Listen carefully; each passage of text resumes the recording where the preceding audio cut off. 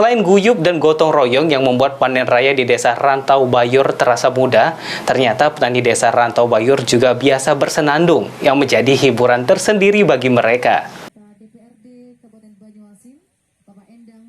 Selain guyup dan gotong royong yang membuat panen raya di Desa Rantau Bayur terasa mudah, ternyata petani Desa Rantau Bayur juga biasa bersenandung yang menjadi hiburan tersendiri bagi mereka.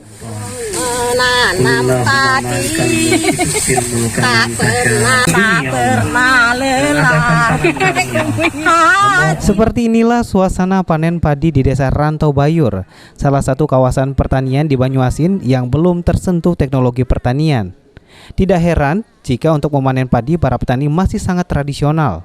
Untuk menghilangkan kejenuhan sekaligus membakar semangat para petani perempuan, petani bersenandung sambil memetik padi. Hasilkan padi, hasilkan padi, usaha, kunjung hasilkan padi, kunjung Apa lagu apa, Bu? sama kali itu nyanyi petani. Nyanyi petani. Ada di TV itu. Lama-lama nanti sama-sama nyanyi sama suaminya.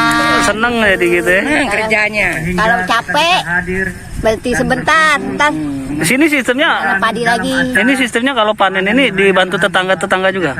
Ya, ada yang bantuin, ada yang kerja sendirian kan? Sendirian, kalau saya sendirian 1 hektar.